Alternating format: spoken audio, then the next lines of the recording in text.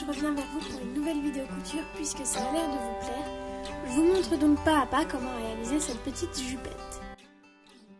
Pour ce qui s'agit du tissu, j'ai pris du tweed qui est donc un tissu assez chaud et assez épais. Avant de débuter, il faut faire les mesures. Pour ça, on prend un premier fil qu'on entoure autour de la taille à la hauteur où vous désirez votre jupe. Afin de réaliser le croquis, on divise ce périmètre bleu par deux. Ensuite, on pose une ficelle au niveau le plus large du bassin, donc sur les fesses, et on mesure la distance entre les deux ficelles qu'on reporte sur le croquis. Et donc on rejoint les deux mesures sur les côtés en formant un petit harmonique. Enfin, on pose une dernière ficelle au niveau des cuisses, là où on veut que la jupe s'arrête. Et encore une fois, on mesure la différence entre les deux ficelles et on reporte ça sur le croquis. Ensuite, on divise toutes les mesures horizontales, donc bleu, beige et noir par deux. Du coup, maintenant, on peut plier le tissu sur lui-même et l'épingler pour qu'il reste en place. Et sur l'envers du tissu, on va pouvoir dessiner avec un crayon qui se voit bien notre fameux croquis. Après avoir épinglé le tissu à l'intérieur du dessin, c'est-à-dire sur la partie du tissu qu'on va garder, on le découpe en suivant bien les traits qu'on vient tout juste de tracer. Donc ce qu'on vient de former là, c'est la pièce avant de la jupe. Pour la pièce arrière, on reporte les mesures de la pièce avant et on rajoute simplement 2 bons centimètres à droite et à gauche avant d'épingler et de couper le tissu. Maintenant, j'ai décidé de rajouter 2 pinces devant et derrière. Donc pour l'avant, on marque le centre de la pièce et à équidistance de ce centre, on va faire 2 petites pinces. Pour faire une pince, il suffit de tracer un triangle avec donc le point qu'on vient juste de marquer comme point de repère, qui sera donc la pointe du triangle. Et puis ensuite, il faut plier le tissu pour que les côtés du triangle se superposent l'un sur l'autre. Et après avoir épinglé le tissu, on passe un petit coup de machine pour coudre le tout. Et voilà le résultat de la pince sur l'envers du tissu. Et puis sur l'avant. Pour la pièce arrière, on la plie en 2 sur la longueur et on la découpe, comme ça on obtient 2 pièces arrière. De cette manière, on peut épingler les 3 pièces ensemble.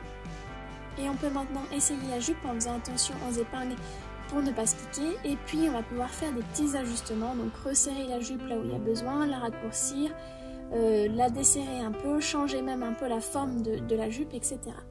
Et donc on va pouvoir redessiner sur l'envers du tissu si besoin. Et alors il ne faut pas hésiter à essayer la jupe à chaque étape pour vérifier qu'elle nous aille toujours et pour faire d'autres ajustements si nécessaire. Par exemple, moi sur les côtés j'ai pas mal resserré la jupe et je l'ai aussi beaucoup raccourcie vers la fin. Donc la prochaine étape maintenant consiste à coudre les côtés des pièces arrière avec la pièce avant à la machine à coudre.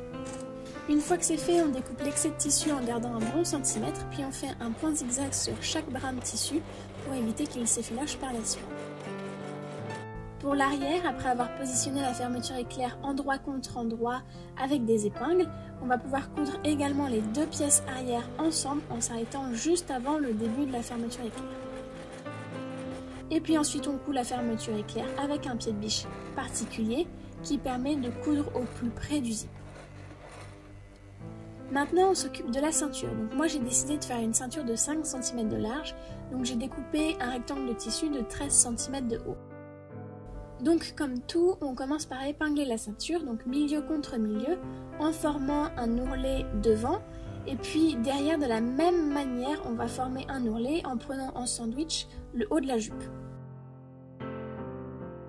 Et hop, un petit coup de machine en faisant attention à faire une couture bien droite puisque cette fois-ci, la couture sera bien évidemment visible.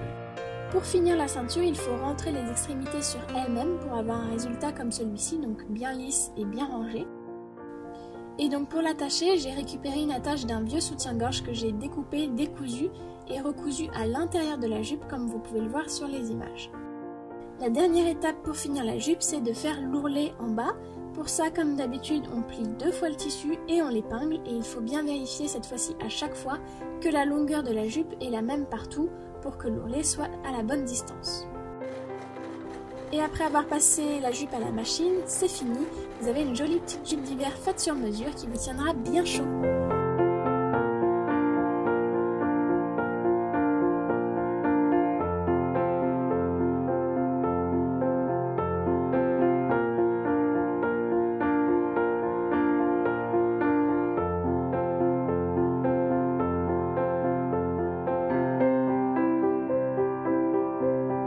J'espère que les vidéos couture de ce genre vous plaisent. N'hésitez pas à liker la vidéo et à me le dire en commentaire, ça m'aide beaucoup. Sinon, on se retrouve très vite sur mon compte Instagram ou bien dans ma prochaine vidéo. Bye!